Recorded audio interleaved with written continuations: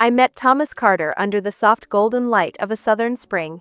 Savannah was blooming that day, magnolias heavy in the air, Spanish moss dripping from the oaks like secrets whispered through time. We married 2 years later, barefoot by the river, surrounded by wildflowers and promises neither of us truly understood. He was charming in the way southern men often are, soft drawl, firm handshake, expensive shoes. The type who holds the door and lies through his teeth. I was 24, a recent graduate in landscape design, and the idea of building a life with a man who loved my cooking and laughed at my dry wit felt like a dream. For a while it was. He built a career in real estate. I opened a small garden design studio. We bought a craftsman-style home in the historic district, and I poured my soul into its soil. I planted for the seasons, timed the blooms for beauty, lavender in summer, chrysanthemums in fall. My favorite corner was the hidden arbor covered in night jasmine. I called it the sanctuary. That garden would later become the stage for everything. The change in Thomas wasn't sudden. It was gradual, like humidity creeping up on you until you're soaked without realizing it. It started with the missed dinners, then the business trips. The short temper. The way he stopped asking about my day. Then came the new cologne. A different rhythm in his routine. A certain coldness in his hands when they touched me. I found the first clue in September. A receipt from a jewelry store tucked inside his glove box, $2,000 for a necklace I'd never seen. Our anniversary had passed months before. I didn't confront him. Not yet. I waited like the gardener I am, patient and silent, watching for rot beneath the leaves. Then one morning, while trimming the creeping fig along the back wall, I overheard his phone call. His voice was low, careful, but not careful enough. No, she has no idea. I told her I'm flying to Charlotte. I'll be at your place by 10. Her name was Isabel. She was 27. A mortgage broker he met through work. Blonde. Athletic. One of those women who posts gym selfies with Bible verses. I knew everything within days, not because he told me, but because I dug, quietly and methodically, like pulling weeds from a flower bed. I didn't cry. Not then. Instead, I began to plan. I started with the finances. I quietly diverted money from our joint account into one of my own.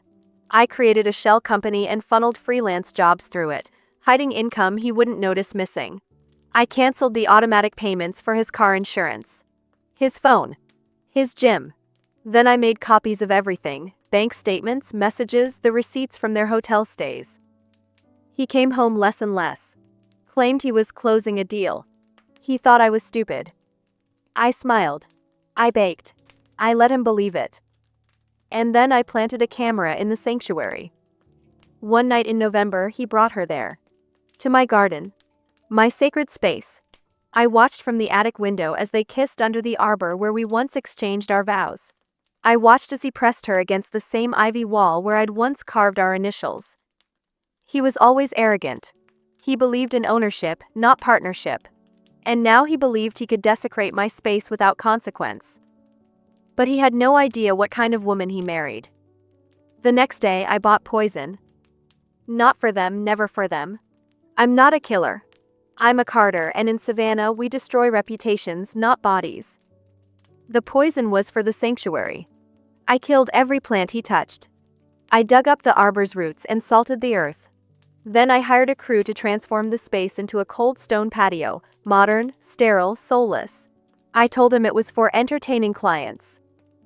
He didn't care. He barely noticed. Which was fine. Because soon he would. The thing about betrayal is that it doesn't kill you. It doesn't hit like a bullet. It seeps. Like water under a floorboard, it rots everything from the inside out. I became an archivist of my own pain, saving every email, every screenshot, every bank withdrawal made for a weekend conference that ended in an Airbnb 2 towns over. But I didn't show my anger. I played my role. Perfect Southern wife. Casseroles at Sunday potlucks. Floral blouses. Polished manners. I even posted an anniversary picture, me in a sundress smiling up at a man who had no idea that I already hated him. I made a second key to his office. You'd be amazed how careless people are with passwords when they think they're untouchable. His laptop opened with Leo, the name of a dog we never owned, but he always wanted. I found dozens of messages, calendars, his plans to transition out of our marriage after the holidays. To minimize emotional mess, he wrote to Isabel. She's fragile. We'll handle it gracefully. Fragile. That was the word that finally broke me. Not whore. Not liar. Not cheater. Fragile. He thought I was weak. So I made a plan to prove him wrong. I hired a private investigator, Marla, 60, chain smoker, meaner than God on payday. She found out Isabel had a fiancé, a handsome finance manager named Caleb who was apparently away for 3 months on assignment. I considered telling him, but it wasn't time. Not yet. Instead, I made a copy of the sanctuary video, the one where Thomas shoved her up against the arbor and moaned her name like a prayer. I titled the file, "For Your Records," and I mailed it anonymously to Isabel's office and Thomas's boss. Then I waited. The fallout began exactly 1 week later. Thomas came home early, fuming. "Someone's been spreading lies," he barked. "Isabel got a package at work. So did my supervisor. You know anything about that?" I stirred the soup slowly. "Isabel?" He blinked, stiffened, said nothing. I added pepper. "That's a pretty name." He didn't press further. He knew. Somewhere deep in the reptilian part of his brain, he knew I wasn't fragile. I was fertilizer, quiet, buried, and ready to grow something deadly. He left again that night. Didn't say where. Didn't matter. Because the next phase was already underway. I had already contacted every client in his private real estate portfolio. Offered them a second opinion on their contracts. Told them subtly that I was helping launch a new firm, and if they wanted discretion and integrity, I was happy to assist. 8 clients left him in 3 weeks. His boss called for a conversation. He didn't come home that night. Instead, he came to our garden the next morning. Alone. Confused. Found only stone. Cold and lifeless. No jasmine. No ivy. No wild roses. "What happened to the arbor?" he asked, walking in like he still belonged. I sipped my tea on the porch. "It rotted," I said. "You poisoned it." He tilted his head. "That's dramatic." I smiled politely. "So is adultery." For the first time, I saw fear in his eyes. It was delicious. By the end of that week, Thomas had lost 2 commercial contracts and a large family estate listing, his bread and butter. I knew because I had brokered deals behind his back for each one, funneled through a Shell Consulting LLC under my maiden name. He never saw it coming. His commissions dried up and his confidence followed. The man who once strutted around in tailored suits now shuffled through our hallway in wrinkled polos, slamming doors and avoiding eye contact. And I just kept smiling. Making his coffee. Asking if he'd like toast. He didn't know that I had already secured a job. Or that I'd been saving for over a year in a separate account. Or that I had a backup copy of every document he ever tried to hide. His tax fraud, the double dipping on expense reports, the reimbursements he'd billed for dinners that were actually dates. Let him watch it all burn. One afternoon, I got a message on Instagram from a stranger. "You don't know me, but I think your husband's been sleeping with my sister." He told her he was divorced. It was from Caleb's cousin. Isabel had finally been exposed. Apparently, Thomas had failed to mention that he was still living with his fragile wife while planning a life with someone else's fiancé. Caleb's family was outraged. Her law firm suspended her indefinitely pending an ethics investigation. The engagement was off. She moved out of her apartment the next day. And Thomas? He came home and threw his phone across the living room. The screen shattered against the fireplace.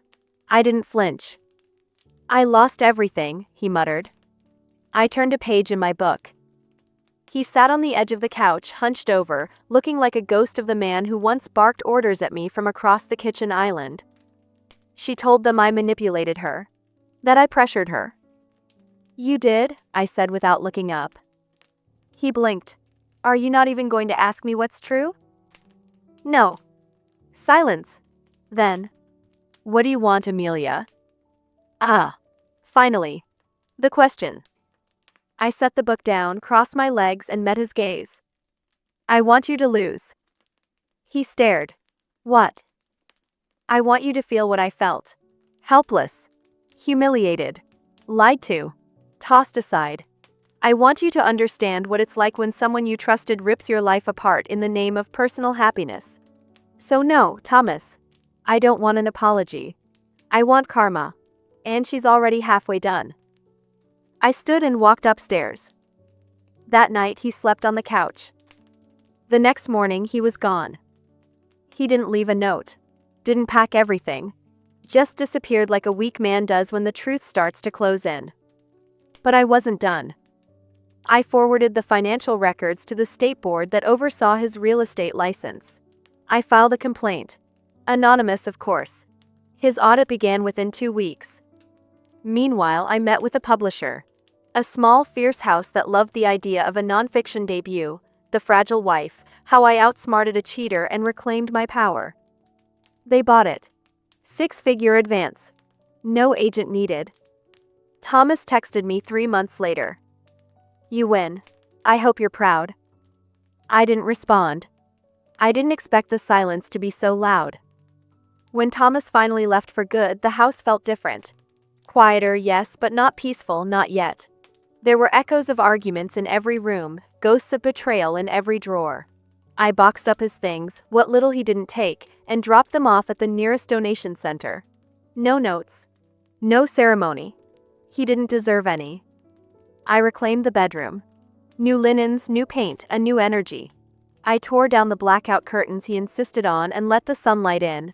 I opened the windows and aired out his scent, some expensive cologne that now made me nauseous. I rearranged the furniture and placed fresh white lilies on the nightstand. This was my space now. Work became my sanctuary. The book, originally born from rage, evolved into something more. It wasn't just about Thomas anymore. It was about survival. About transformation. About the thousands of women who were gaslit, discarded, and told they were too emotional, too weak, too broken to start over. It was about Amelia 2.0. I poured my story onto the page, every lie, every manipulation, every small victory that helped me claw my way out of emotional quicksand. My editor cried after reading the first draft. She said it made her want to stand taller. Fight harder. My lawyer called the next week. The audit against Thomas had resulted in a temporary license suspension, tax evasion, and failure to report side income. He'd be out of the real estate game for at least a year, maybe longer. And somehow that didn't feel like victory anymore. It felt pitiful. I had moved past needing him to fall. I was rising on my own. Book tour dates rolled in. Podcasts wanted interviews. A women's retreat in Oregon invited me to keynote their event. One of the largest bookstores in New York reached out about a signing. I said yes to everything. I was building something he could never take credit for. Then came the letter. Handwritten. From Thomas. I read about your book. I saw your face on a billboard on my way to a temp job. You're everywhere now. I should be angry, but I'm not. I'm impressed. You were always smarter than me, Amelia. I just couldn't admit it back then. I guess I thought stepping on you made me taller. But you never broke. You just waited. Then you climbed. I'm sorry. I know it's too late, but I am. I stared at the letter for a full minute before dropping it into the trash. Closure doesn't always need words. Sometimes it's in the sound of your own footsteps walking away, confident, unstoppable, free. 6 months after Thomas left, I bought a loft in the heart of the city. Exposed brick, high ceilings, sunlight that danced on the hardwood floors. I hung framed pages from the book on the wall, highlighted in bold. He said I'd be nothing without him. I became everything in spite of him. I started coaching other women. Not just about relationships, but about resilience. About the legal tricks men try during divorce. About rebuilding credit, re-entering the workforce, owning your voice. I called it the Reclaim Project. And when I was invited to speak at a panel titled From Betrayal to Breakthrough, I ended my speech with a story I hadn't planned to share. When my husband left me, he sent a text that said, "I'm moving to Spain. Good luck paying rent."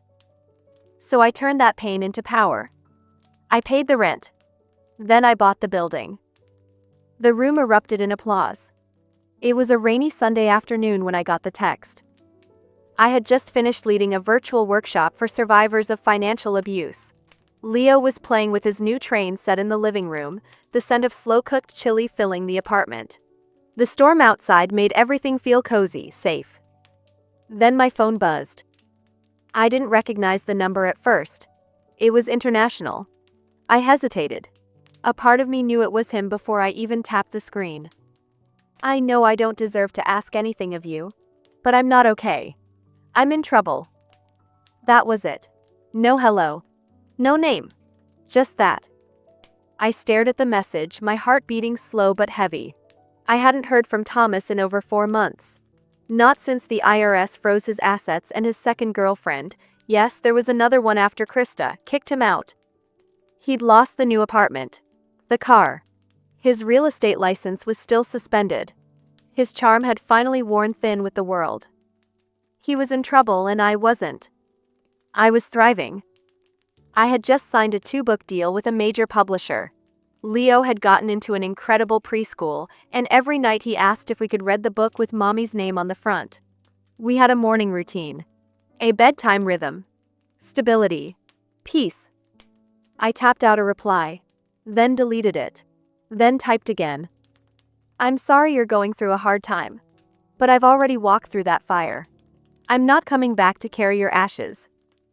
I didn't send it. Not because I was afraid of confrontation, but because it wasn't worth it. He wasn't worth it. Responding, even with something powerful, gave him a threat of connection, and I didn't owe him that. So I blocked the number. It was the last message he ever sent me. But that wasn't the end of his story. A few weeks later, someone tagged me in a viral tweet. Isn't this the guy who ghosted his wife and kid and moved to Spain? And now he's on a GoFundMe asking for help with legal fees? LMAO. It was Thomas. Disheveled. Unshaven. In a poorly lit selfie holding a whiteboard that read "Anything helps." In the description, he claimed to be a victim of false accusations. He never mentioned me or Leo, but I recognized the timeline. The excuses. The lies disguised as his side of the story. I didn't share the post. I didn't comment. Because I didn't need to. Hundreds of people who'd read my book did it for me. They connected the dots. They called out the contradictions. A few even posted screenshots from my interviews with captions like, "Imagine leaving your wife and child with $300 and then being surprised when karma catches up." The fundraiser was taken down within 48 hours. I sat on my balcony that evening, a glass of wine in hand, watching Leo sleep through the baby monitor. The city skyline sparkled. A breeze rustled through my newly planted basil. I felt quiet. Not triumphant. Not smug. Just calm. Vindication doesn't always feel like fireworks. Sometimes it's just the absence of fear. That night, I wrote the final paragraph of my next book. It wasn't about revenge. It was about rebirth. Some people leave to destroy you. But what they don't realize is, they also leave behind the silence you needed to rebuild. Stronger. Smarter. Unshakable. When I typed the last word, I exhaled slowly and smiled. 6 months after Thomas left, I found myself invited to speak at a women's leadership conference in Chicago. The keynote panel was titled "From Rock Bottom to Reinvention," and when I stepped on stage, I looked out at a packed ballroom of faces, some teary-eyed, some wide with admiration, all locked on me. I told them about the text. The daycare parking lot. The $347 in my checking account. I told them about Jackie. About Krista. About all the lies and omissions. I talked about how betrayal doesn't always look like violence. It sometimes looks like silence, like a suitcase missing from the hallway, or a good luck paying rent text at the end of a Tuesday. And then I told them what came next. How I rebuilt everything piece by piece. How I turned his exit into my entrance. Afterward, a line of women formed. Some hugged me, others just whispered thank you and left with trembling chins. But a woman near the end of the line stopped and said, "I used to date someone named Thomas too, but I think he changed his name to Tomas on social media. Does he have a tattoo of a hawk on his shoulder?" I blinked. Yeah, he does. Her jaw clenched. He messaged me on a dating app last week. His bio said he was a family-first man who'd been through a lot. He sent me a link to his GoFundMe. We both laughed, but it wasn't the light kind. It was the kind of laugh that masks shared fury. "I'll make sure he doesn't do to anyone else what he did to us," she said. And then she pulled out her phone. In that moment, I realized something. My name, Suzanne Mitchell, was no longer just a byline. It was a firewall. A whisper of warning. Not because I wanted revenge, but because I had built something solid from his wreckage. I had told the truth so publicly and powerfully, it made lies harder for him to sell. And people were listening. I started receiving emails from women across the world, readers, viewers, even former co-workers of his. One woman sent me a screenshot of her brother forwarding my story to their mom, saying, "Read this before you defend your friend Tom again." A real estate firm in Barcelona even contacted me.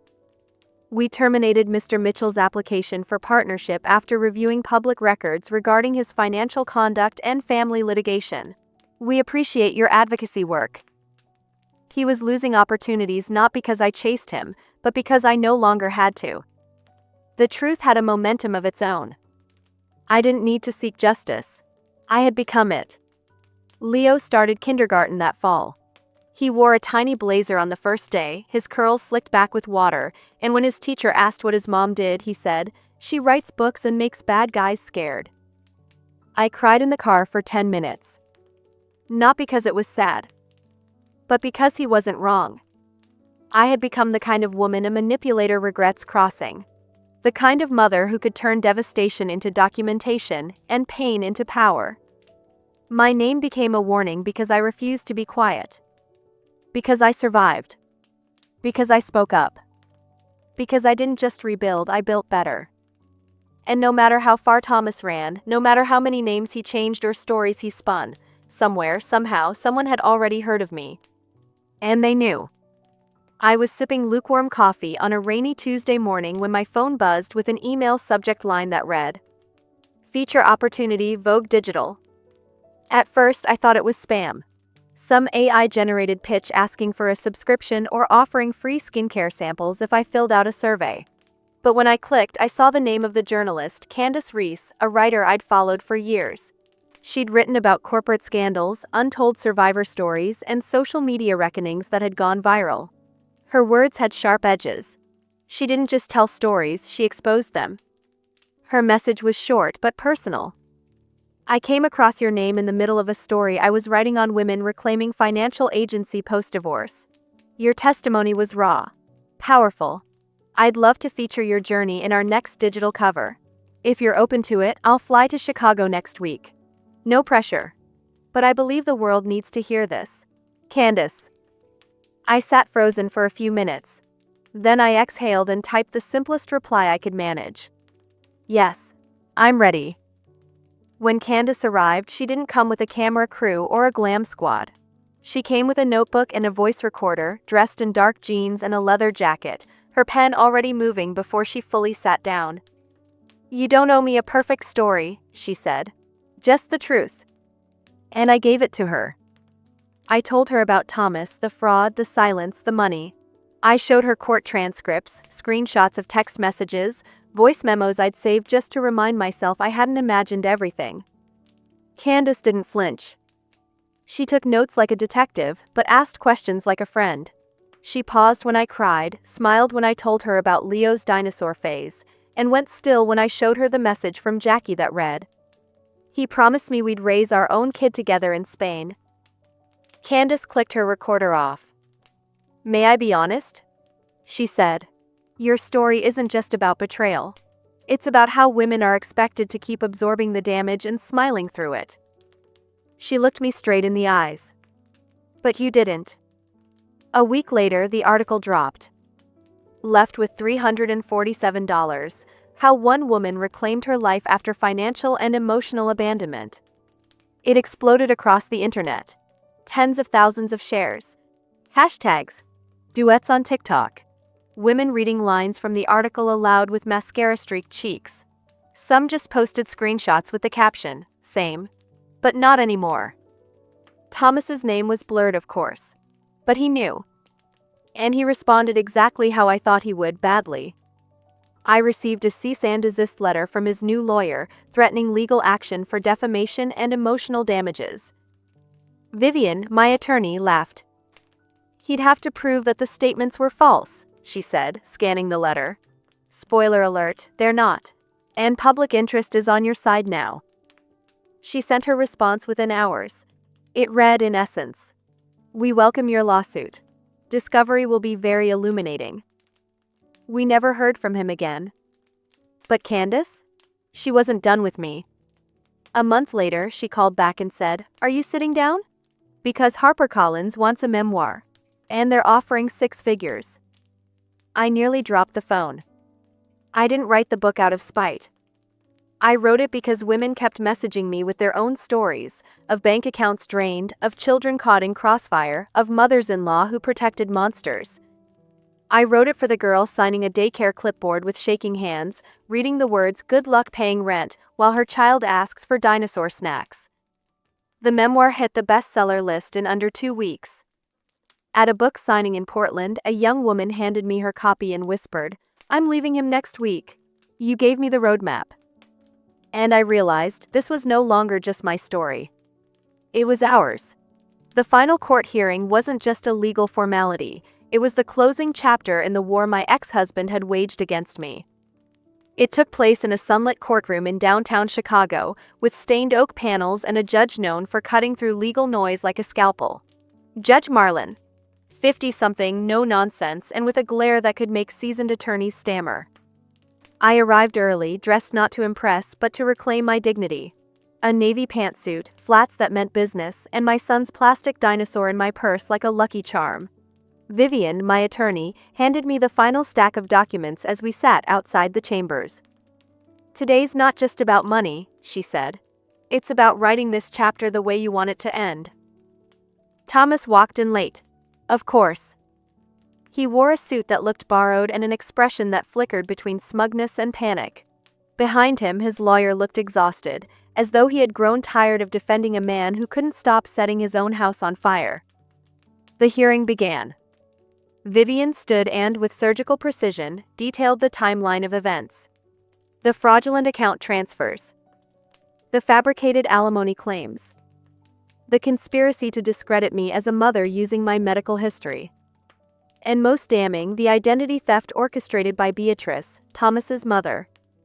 Vivian handed over email threads, cloud storage downloads, and the handwritten card from Beatrice thanking Thomas for setting up Leo's future, away from that woman. Thomas's lawyer tried to speak, but the judge held up a hand. "Mr. Chandler, I've read every page of these filings. If you intend to argue that Ms. Blackwood," he pointed at me, "fabricated the offshore accounts, I suggest you think twice." Silence. When it was my turn to speak, I didn't read from prepared notes. I didn't cry.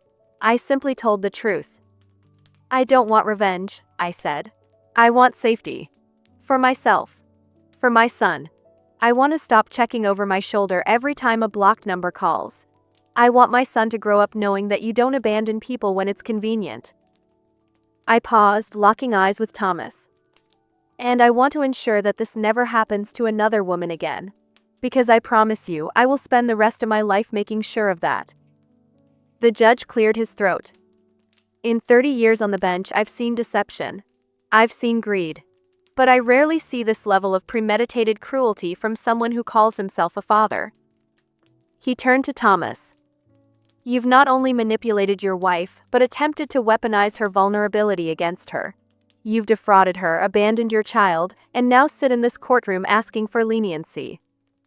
He tapped his gavel once. "Petition for joint custody denied. Full legal and physical custody is awarded to Ms. Blackwood. You may apply for supervised visitation, pending psychological evaluation and full compliance with child support orders." Another tap. "Motion to recover stolen marital assets, granted. All funds in the offshore account are to be seized and redirected to a trust for the child." He turned his gaze to Thomas's lawyer.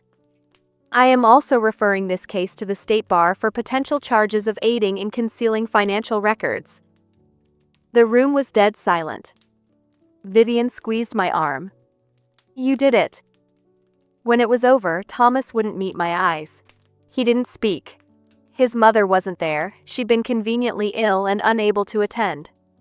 I stepped outside the courthouse into the bright sun, exhaling a breath I hadn't realized I'd been holding for months.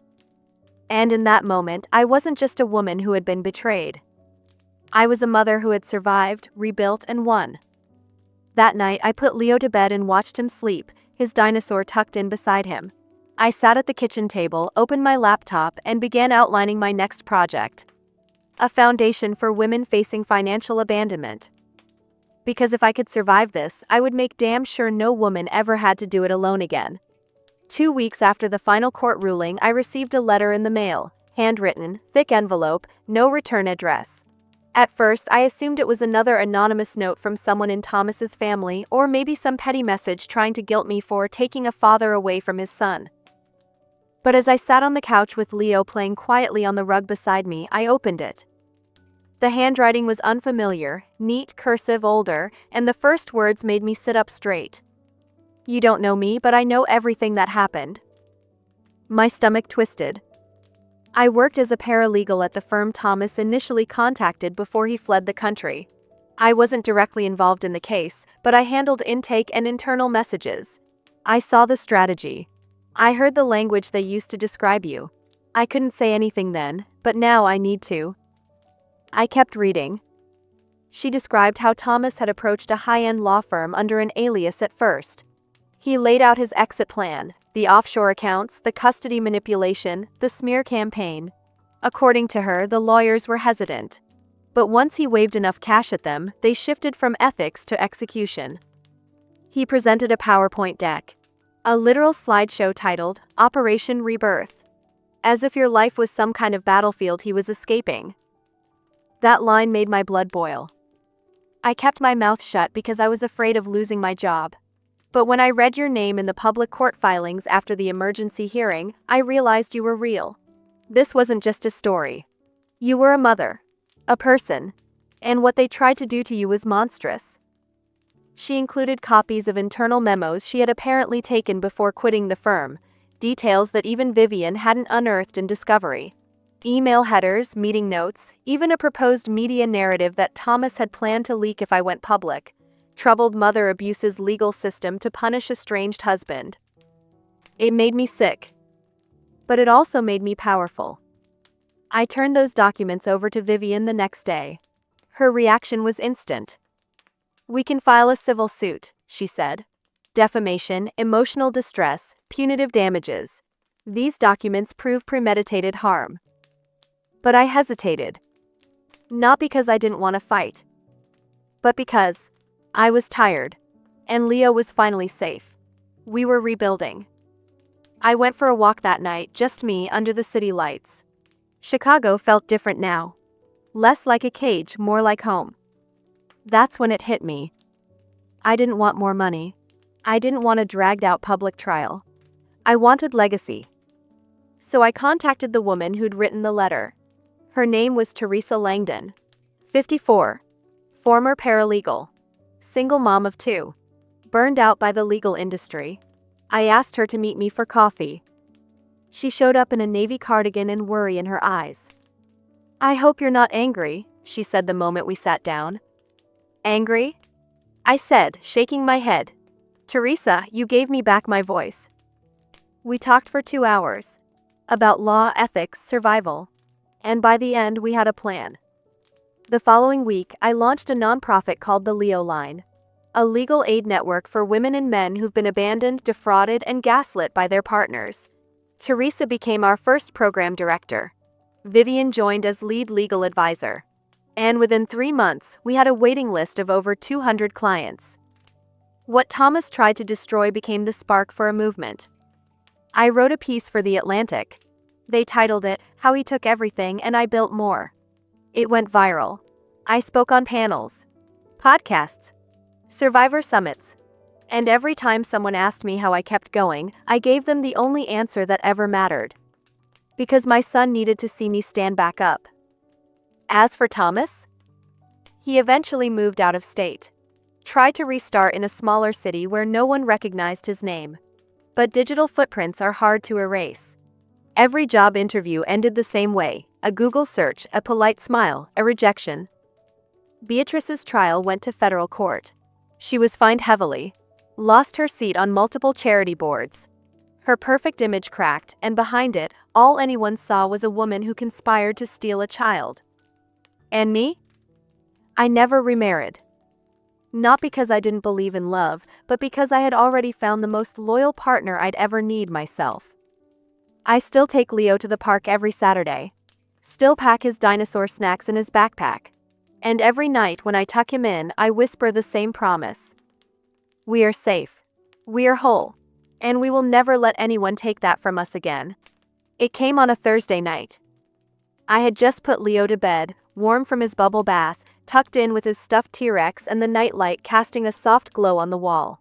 I sat down at my desk, sifting through emails for the Leo line when my phone buzzed. A number I didn't recognize. But I knew. I ruined everything. That was the message. I stared at it for a long time. The same man who once emptied our bank accounts, who left a cold text instead of a conversation, who tried to bury me under lies and legal maneuvering, he was now sitting in a puddle of the life he destroyed. No follow-up. No apology. Just 5 pathetic words. I didn't respond. But I didn't delete it either. I saved it. Archived it. Printed it, actually. Taped it inside the back of my journal, not as a wound but a trophy. That text was proof of something bigger than regret. It was proof that even monsters remember the fires they lit. A week later, I got a message from Jackie. Unexpected, unsolicited. He's spiraling. Drinking too much. Unemployed. Blames everyone. Just thought you should know. I didn't reply to her either. Some people think revenge is about getting even. About striking back harder. But I had learned something else entirely. Revenge is peace. It's standing on your own feet while they crawl through the mess they made. It's watching them scream for attention while you build something beautiful with the silence they left behind. And that's what I had done. Leo and I were thriving. He'd just been accepted into the preschool he wanted. I got offered a book deal to turn my story into a memoir. Our nonprofit was expanding into 3 more states. And every single time I looked in the mirror, I saw someone I admired. Not because she was perfect, but because she survived. Because she refused to let betrayal be the end of her story. Because she fought. And because she won. David's story ended in an empty inbox and a string of court orders. Mine? It's still being written. And every page is mine.